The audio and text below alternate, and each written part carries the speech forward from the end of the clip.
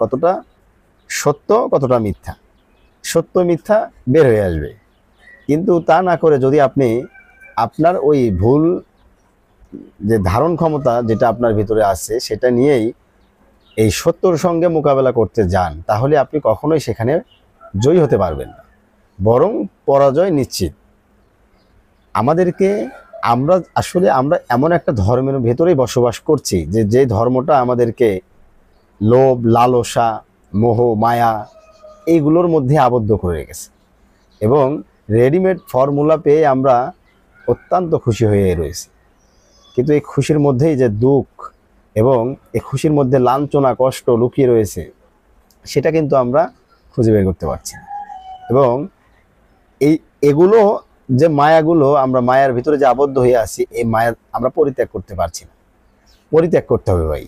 আপনি আপনার মূল্যবান সময়কে, যদি এই মূল্যবান সময়টা আপনি যেটাকে বেশি মূল্যবান মনে করছেন সেটাকে যদি আপনি কোরআনে লাগিয়ে থাকেন, তাহলে আপনি অবশ্যই সফলতা ও জ্ঞানের সান্নিধ্য পাবেন, তাছাড়া সম্ভব নয়।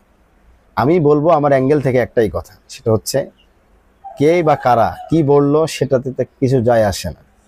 যায় আসে সেখানেই যে কতটা যৌক্তিক, কতটা মিথ্যা, সেটা আমাকে দেখতে হবে। তা কিসের মাধ্যমে? অবশ্যই কোরআনের মানদণ্ডে।